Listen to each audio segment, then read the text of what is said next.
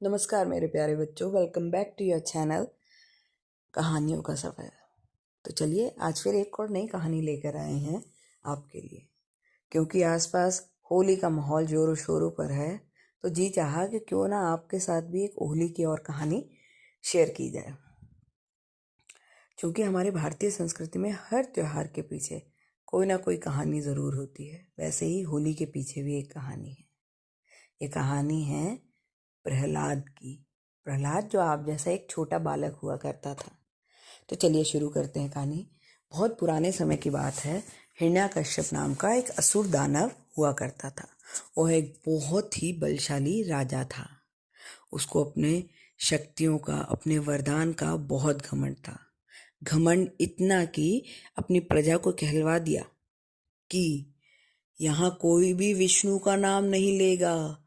अगर आराधना होगी तो सिर्फ और सिर्फ मेरी, यानी कि हिरण्यकश्यप की। प्रजा भी बेचारी भय से सिर्फ और सिर्फ हिरण्यकश्यप की आराधना करती। पर स्वयं उसका ही बालक, जी हाँ, स्वयं हिरण्यकश्यप का बालक जो कि था प्रहलाद, वो इस बात को नहीं मानता। वो सिर्फ विष्णु विष्णु विष्णु नाम लेता रहता। इस बात से हिरण्यकश्यप पहले तो चिंतित हुआ और अपने बच्चों को समझाया। वो जब नहीं माना तो हिरण्यकश्यप को क्रोध आया।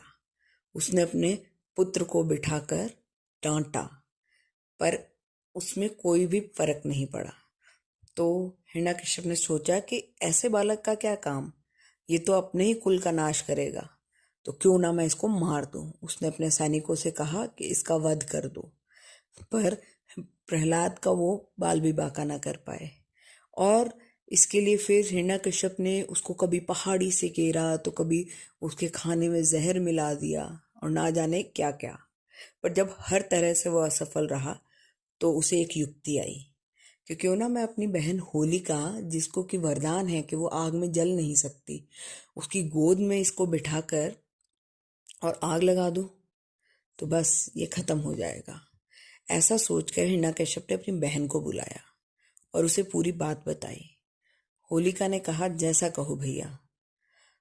तो उस पर फिर लकड़ियों का एक टीला बनवाया गया, जिस पे होलिका बैठी और गोद में लिया अपने प्रहलाद को, और लगा दी गई उसमें आग।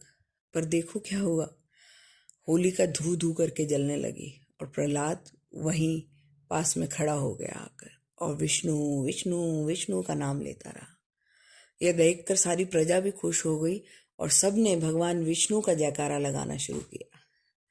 और इसीलिए हम हमेशा होलिका दहन करते हैं और होली मनाते हैं। बहुत अच्छी कहानी थी।